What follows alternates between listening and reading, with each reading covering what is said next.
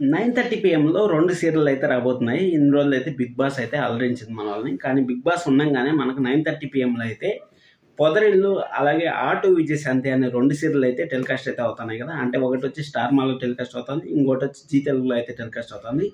Auto Vijayashanti అనే serial 110 ఎపిసోడ్లు అయితే అయింది ఈ రోజుకి. అంటే ప్రజెంట్కి అయితే ఇక్కడ పొదరిల్లు అనే సీరియల్ ఫస్ట్ టైం అయితే టెలికాస్ట్ అవుతుంది. ఆటో విజయశాంతి సీరియల్ కానీ టీఆర్పీ చూసుకున్నట్టయితే మనకు దాదాపు అర్బన్లో వచ్చి 7+ అయితే వస్తుంది, అలాగే అర్బన్ ఫెస్టివల్లో వచ్చి 5+, 6+ అయితే వస్తుంది. అంటే మనకు జీ తెలుగులో ఎప్పుడు సిటీ ఆడియన్స్ ఎక్కువ ఉంటారు, రూరల్ ఆడియన్స్ తక్కువ ఉంటారు, మనకు తెలిసిన విషయమే. ఆ విధంగా అయితే వస్తుంది. ఇక్కడ బిగ్ బాస్ అంత పెద్ద షో, అంత గ్రాండ్ సక్సెస్ అయినా కానీ ఆటో విజయశాంతి 9:30 PM ఆశించిన దానికన్నా ఎక్కువ టీఆర్పీనే గెయిన్ చేస్తుందని మనం అయితే చెప్పొచ్చు.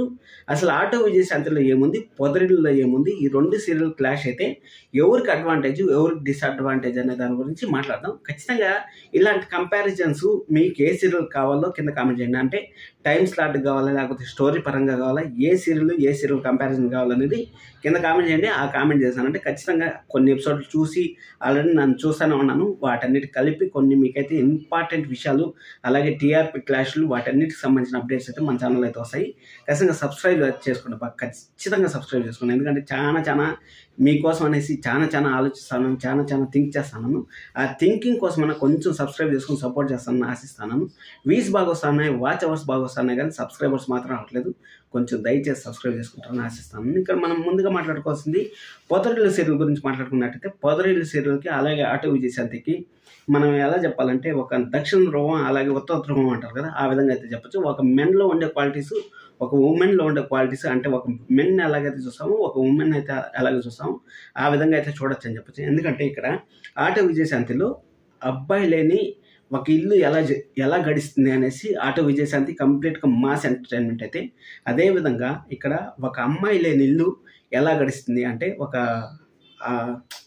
ఆడతనం అనేది ఒక ఇంటికి ఎంత పవర్ఫుల్. అసలు ఒక దీపం పెట్టాలన్నా ఒక అమ్మాయి కావాలి, ఆ అమ్మాయి లేకపోతే ఆ ఇల్లు ఎలా ఉంటుంది అనేది మనకు పొదరిల్లు సీరియల్. రెండు సీరియల్కి దక్షిణ ధ్రువం ఉత్తర ధ్రువం అన్నట్టయితే కంప్లీట్ ఆపోజిట్ అయితే ఉంది. ఏం ప్రాబ్లం లేదు అక్కడైతే స్టోరీ అయితే ఇది.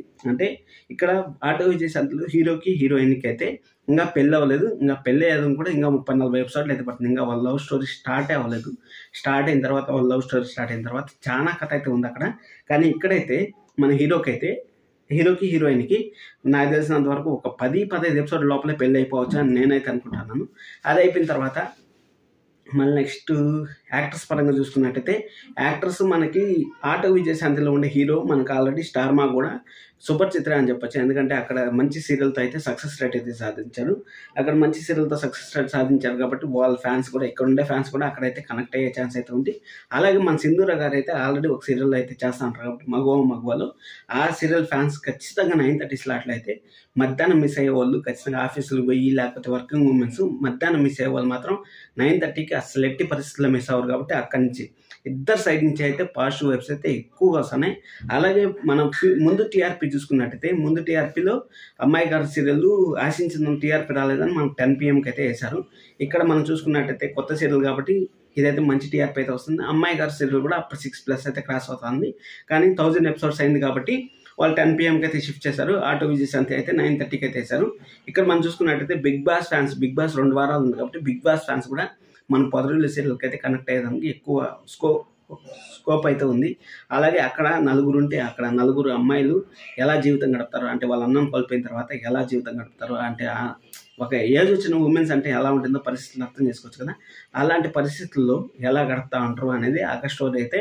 ఇక్కడ అసలు ఆ ఇంట్లో ఒక అమ్మాయి పెట్టాలి, ఒక అమ్మాయి దీపం పెట్టాక ఒక అమ్మాయి కావాలనేసి 4 అబ్బాయిలు కోరుకునే జీవితం ఎలా ఉంటుంది అనేది మనం కంప్లీట్గా అయితే డిఫరెంట్. రెండు సీరియల్ డిఫరెంట్ వేలు అయితే ఉన్నాయి. ఇది మనకు ఎవరికి పాజిటివ్ అవుతుంది, ఎవరికి నెగిటివ్ అవుతుంది తెలియాలంటే ఇంకా 2 వారాలు కూడా కాదు, ఖచ్చితంగా 4 వారాలు అయితే వెయిట్ చేయాల్సి ఉంటుంది. ఎందుకంటే 2 వారాలు బిగ్ బాస్ వస్తుంది కాబట్టి బిగ్ బాస్ ఆడియన్స్ ఖచ్చితంగా 9:30 స్లాట్లో అయితే ఉంటారు కాబట్టి మంచి టీఆర్పీ అయితే వస్తుంది. నాకు తెలిసినంత వరకు ఫస్ట్ వీక్లో 9+ టీఆర్పీ క్రాస్ అయినా మనం ఆశ్చర్యపోవాల్సిన లేదు. అలాగే ఆటో విజయశాంతి ఇప్పుడు ప్రజెంట్ అయితే 7+ వస్తుంది కాబట్టి ఆ 7+ టీఆర్పీ అయితే కంటిన్యూ అవుతుంది అనుకుంటాను. ప్రమోషన్స్ని బట్టి మనం చూద్దాము. ఆ తర్వాత నువ్వు లేక నేను అనే సీరియల్ వచ్చినప్పుడు ఈ పొదరిల్లు అనే సీరియల్కి బూస్టప్ వస్తుందా లేదా అనేది మనకు ఆ రోజు, అంటే బిగ్ బాస్ 2 వారాలు ఆ తర్వాత 2 వారాలు అంటే దాదాపు 1 month అయితే వెయిట్ చేస్తే ఏ సీరియల్ గెలిచిందని మనం అయితే చెప్పచ్చు. మీరు ఏ సీరియల్ గెలుస్తుంది అనుకుంటున్నారు? పొదరిల్లు గెలుస్తుంది అనుకుంటారా, లేకపోతే ఆటో విజయశాంతి గెలుస్తుంది అనుకుంటున్నారా? కింద కామెంట్ చేయండి. లైక్ చేయడం అస్సలు మర్చిపోతండి. సబ్స్క్రైబ్ ప్లీజ్ చేసుకోండి. Thank you so much.